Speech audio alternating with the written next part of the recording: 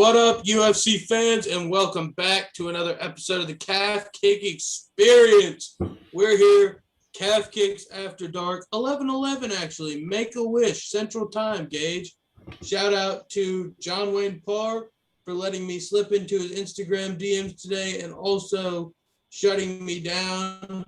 But on the bright side of the Australian coin, shout out to Tuivasa. Gage and I are going to do a little shoey here with some seltzers for the boys.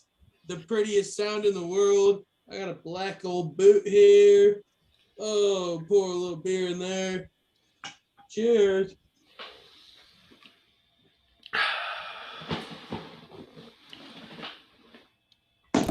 That was not pleasant. That was not pleasant at all. I swallowed something that was not beer. At the end of the day, Sugar Sean O'Malley's kickboxing footwork had me creaming my pants on Saturday night. I was out of town. I probably shouldn't have watched the card. My girlfriend might get mad at me for knowing as much about these fights as I do. But at the end of the day, I ain't need to be wearing pants right now because the more I get into Sugar Sean O'Malley, the more I just get absolutely raging horny about just talking about fighting because that was just pretty. Gage said it last week, poetry in motion if you've ever seen it. Gage, sweep me off my feet, baby. All right, big boy, come here. That fight, he touched him up in every way that you want to touch up your high school crush. You know what I'm saying? This guy was going in and out, touching him up on the face, on the body, everywhere. His kickboxing looked phenomenal. Had him out cold on his feet, I believe, in the first round. And then, Kris Moutinho got saved by the bell. So this went to round 3. And at the end of the day, it was just too much. I mean, I think it was a good call by Herb Dean. Obviously, he wasn't out cold, but he saved that guy, like Sean said, a couple years off of his life and his career from stopping that so early. No, absolutely. Sugar Sean was setting, career bantamweight records for strikes landed. Accuracy, too. Efficiency. There was no reason to let that fight go on. And you saw DC ran up to Kris Moutinho after the fight. He was eating an ice cream sandwich. His face was all swole up. He was still looking good. Like, the green hair still looked fine. But, it's a young guy. That's his first fight in the UFC. He came onto the scene in a really big way. I'm excited to see where he goes from here. And Herb Dean probably did just save him a year on his career by not letting Sean O'Malley just bash his face in any longer. I have to say, though, shout out to Kris Moutinho. That guy is tough as a fucking nail. I was about to say, this year, we got to touch on Calvin Kattar, Daniel Pineda against Andre Fili, and then Kris Moutinho. Those three are my toughest nails award nominees right now. Those dudes have balls of absolute fucking steel. But at the end of the day, things like Kris Moutinho's strategy was to pressure O'Malley, and he did a good job of it, minus eating all of those punches. But when Sean O'Malley had his back to the cage, the way that he was able to circle out and get out of pressure and make me feel like he was never in trouble at any point in that fight. I'm interested to see what Sugar can do in a 5-round fight. But, man, he looked as good as he's ever looked on Saturday. And our parlay, our bets, everything we had to say, big balls in Cowtown, hit. I hate to say I told you so, but Gage, what are you going to say about that? I just have to say, I've never seen somebody be on their back foot in an entire fight and just dominate. That is such a rarity in this sport. Usually the guy pressuring, he'll get touched up, sure, if the guy's his opponent's a better counter striker. But being a better counter striker is one thing. Now, being offensively dominant on the back foot in an entire fight, absolutely bonkers. Never seen that before. It was a special moment. And, for me personally, that was the passing of the torch from Conor to Sean. I have a different opinion on Conor McGregor's career, it sounds like, but that's obviously further down the road, it sounds like. I was just talking about, the rise to superstardom. No, in terms of where you were going with that point, I absolutely agree. Sean O'Malley needs a ranked opponent. And I think Sean O'Malley needs to be in a 5-round fight. I think he needs to main event a fight night or I don't think he's going to fight for the belt. And I'm not going to say anything about him versus Petr Yan, but I like the Dom Cruz fight. If Cody Garbrandt decides to stay at 135, Sean O'Malley versus Cody Garbrandt makes all the sense in the world. Rob Font. I think that's an interesting matchup just in terms of striking. After what Sugar did on Saturday, I think Petr Yan's the only person in the division that I'm afraid to match him up against. Maybe Aljamain, because I don't know what his wrestling abilities are at this point. Yeah, I mean, it'll be interesting to see what the UFC does with their Sugar show and the money train that comes along with it. But moving on, where I got wrong, I didn't. Well, for one, I thought Irene Aldana was very good, and I picked Yana Kainetskaya. But truly, Irene came in 5 pounds overweight, so I think I should get a free pass on that one. That's a big weight miss. That's big time. Yeah, 100%. She forfeited the purse, came out with the dub, and if y'all didn't know this, today's Monday. Today is July the 12th, 2021. It's a Monday. So we have all week for things to change throughout, between when we make our picks usually. However, I lucked out to the fact that my girl came out overweight and, she looked good. The ground and pound, some of the things that I said managed to manifest themselves. However, kind of where Gage was going is that a lot of that stuff may or may not happen if she is the same weight. But that was the fight I missed. That was the fight my Wi-Fi went out. Fredericksburg, Texas. Shout out to BFE. Shout out to Buttfuck Egypt. But shout out to good peaches and good wine, man. Good time. Hey. What about the Greg Hardy and Tuivasa? Obviously, I took the SHOEY because Ty won it. Made me look like a schmuck. I mean, I honestly thought he was in kind of deep waters there before he countered with that left hook, I believe it was. But Greg Hardy just got caught with his hand down. You know what Mark Jackson says? Hand down, man down. So I think Greg Hardy, he has some things he works on, but he's still talented. I mean, he wobbled Ty. Really wobbled him. No, absolutely. I think I kind of came in here wanting to make fun of you for picking Greg Hardy because I was going to say wife beating fuck and make fun of him all last week. And part of the reason that I didn't do that was A, because like we say every week, I don't want him to come find me. But B, part of the shit that you said was very true. Greg Hardy has a good fast twitch. His jab is very decent. He did have Tai Tuivasa wobbled. Tai Tuivasa is just a very tough guy. He's used to being in that situation. That's why I took a shoey with a shoe I haven't worn in 4 or 5 years, and I may or may not have swallowed some rat poison. So if I end up in the ER, somebody better watch the fucking Cupcake Experience.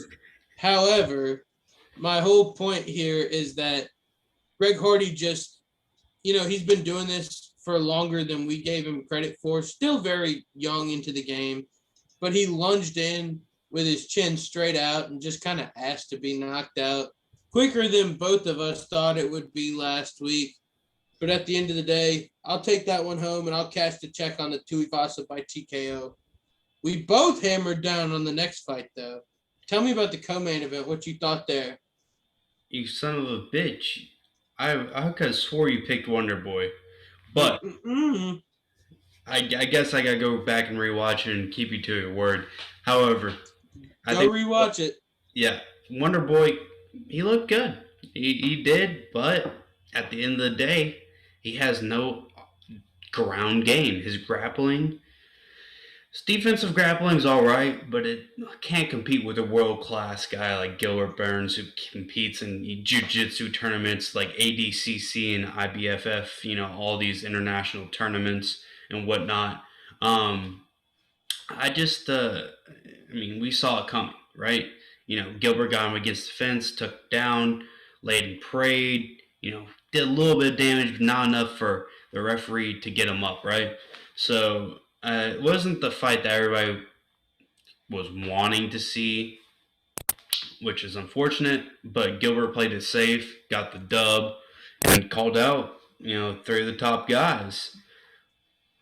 I'm absolutely interested to get your opinion on that call out in a second. However, were you aware, towards the end of that fight when Gilbert started landing strikes to what looked like the back of Stephen Thompson's head? Let me get your take on that.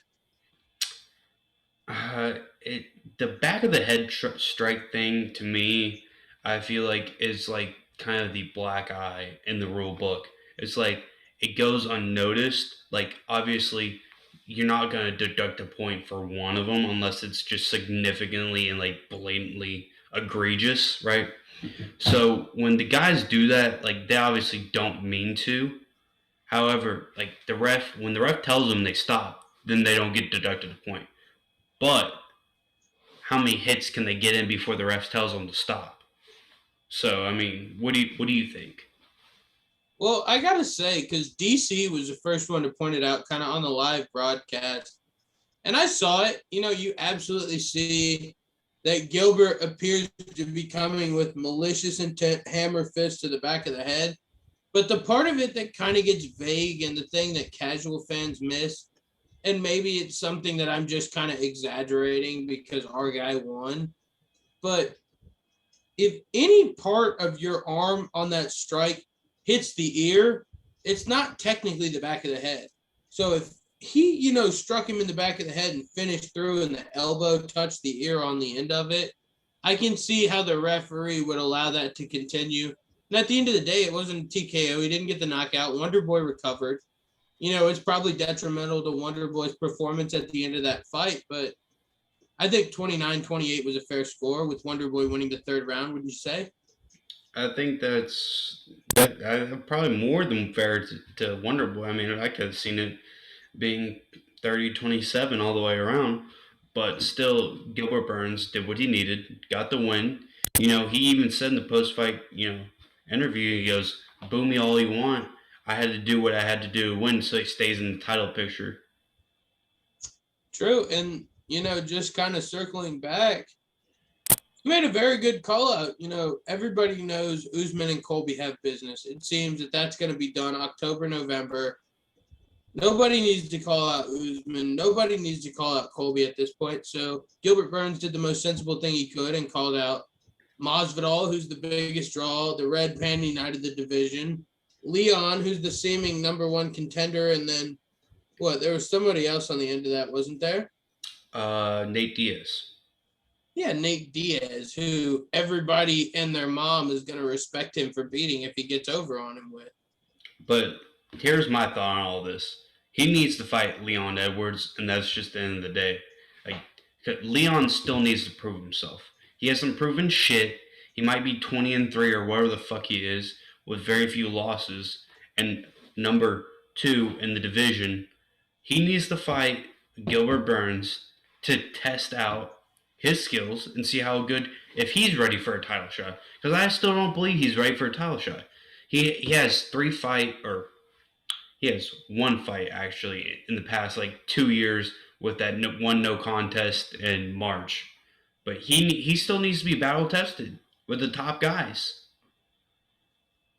Yeah, I hear what you're saying. Especially we pick Fabian Edwards against Austin Vanderford. We see Leon Edwards come back after like a 2-year hiatus against Nate Diaz, who's primarily a striker. I think there's a lot for Leon to prove to the fans. I don't think he has shit to prove in terms of his standing as a contender. He's done everything he could do. He's got an 8-second knockout on his record. However, to the fans and to the people that really matter in this UFC sport, he's a Brit. I don't know if he can wrestle. I don't know if he can weather the storm of Gilbert Burns. And as much as we've seen Kamaru Usman fall in love with that right hand and as good of a striker as Kamaru Usman has become, if he can't wrestle with Gilbert Burns, he's not going to be able to wrestle with Kamaru Usman, and he's never going to become the champ. I'd have to say one final point on Gilbert Burns. He is probably the only guy that's won a round against Usman since the Usman versus Colby fight, the first one. Yeah, I mean, he dropped Usman in the first round. And I'll be honest, if I'm not with every UFC fan out there, there was half a second where I thought we might see one of the better champs in the promotion give his belt over to somebody else for a second. Yeah, absolutely. But moving on to the main event, the red panty night for Mr. Conor McGregor and Dustin Poirier, the third time, the trilogy. What a dud. What are your thoughts? I think Conor got started quickly. I think he came out aggressive. I think he came out with bad intentions. But part of the thing about McGregor that I'm just having to give way to, as much as I hate it, is you really can't teach an old dog very new tricks in this game. It doesn't seem like. He came out and, in younger days, back when his career was on the skyrocket, that spinning wheel kick that he came out with to start the fight lands, it shocks the opponent. He starts off on the right foot. He gets to lead the dance. He landed one against Dustin. It started off the fight, but Dustin never seemed phased. And then later in the fight, some of those kicks Conor was landing, the way Dustin was exiting, they were missing. So, personally, I think as badly as I wanted McGregor to win, after the way that Dustin beat the shit out of him on the ground, there was no way Conor was going to recover in that second round because Dustin was picking up on the things that he was doing on the feet.